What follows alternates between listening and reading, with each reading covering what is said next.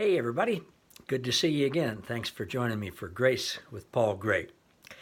We've been talking a few times now about raising hell, and a little play on words there because that's the name of a really great book by Julie Frewindet.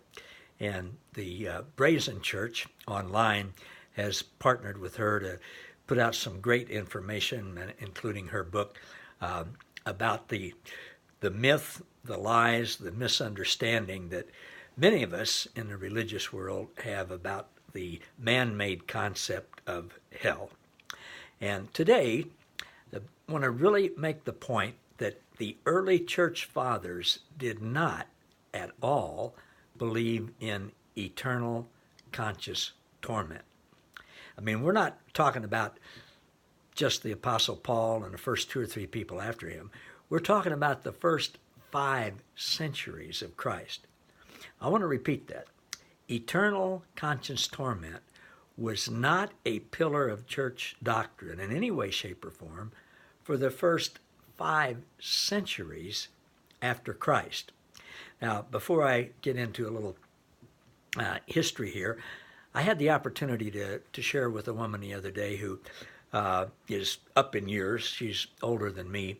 And she'd been almost depressed and, in her words, unable to read her Bible anymore because of the things that she thought the Bible was saying about eternal conscious torment. And she had some kids and grandkids that, and a former husband that she was really concerned about them burning in hell forever. And that's where many, many, many people are. They're almost to the point of depression for even thinking about that. Now, it doesn't affect everybody that way because most of us don't give it much thought. But you know, if you've ever burned your finger on a stove or a hot pan or a hot car engine or anything like that, can you imagine that sensation all over your body and it lasting forever and ever and ever, nonstop? What kind of a parent would ever even conceive of preparing a place and then carrying out the eternal conscious punishment of burning one of their children, no matter what that child did or didn't do? It's inconceivable to even think about. And it causes us great distress to even think about it because it's not true.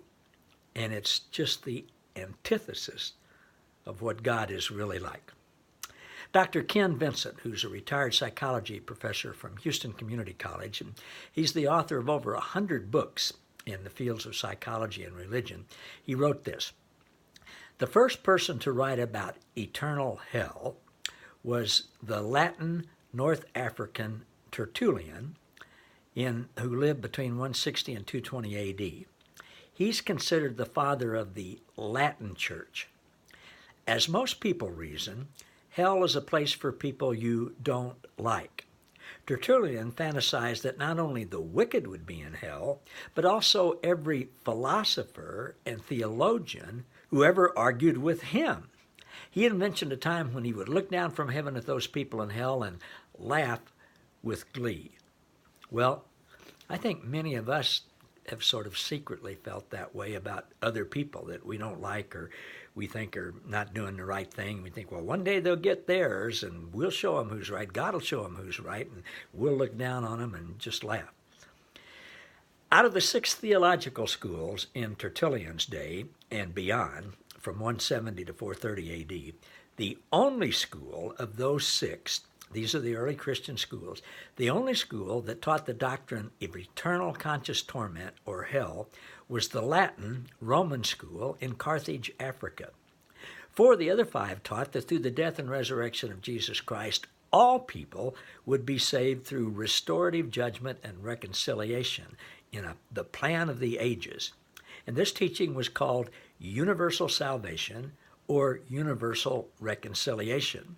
The Greek word was apokatasis.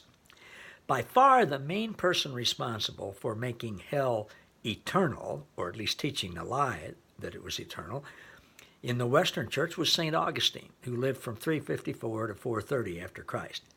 Augustine was made Bishop of Hippo in North Africa. He didn't know Greek. He tried to study it, but it didn't come easy for him, and he stated that he hated it. Now, sadly, it's his misunderstanding of Greek that cemented the concept of eternal hell in the Western Church. Augustine not only said that hell was eternal for the wicked, but also for anyone who wasn't a Christian, no matter how good a person they were. So complete was his concept of God's exclusion of non-Christians that he considered unbaptized babies as damned.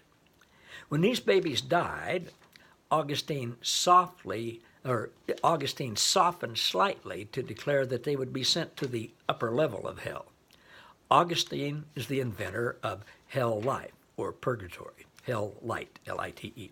And he developed that to accommodate some of the universalist verses in the Bible. Augustine acknowledged the universalists of his day, whom he called tender-hearted, and included them among the Orthodox. Well, not only was Augustine somewhat the champion of the hell doctrine in the Western Church, but he also had major influences on the onset of religious bigotry and hate campaigns in the following centuries.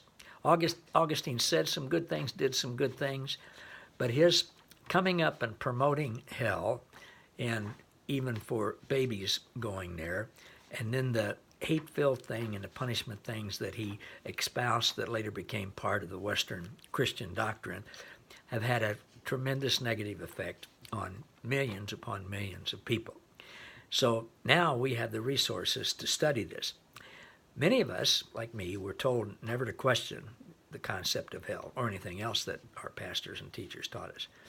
But fortunately today, many people are not only questioning that concept, but studying it and realizing it was not what the first church believed at all.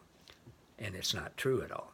A couple of more days this week, we'll look at that. Hope you join me tomorrow. Thanks, everybody.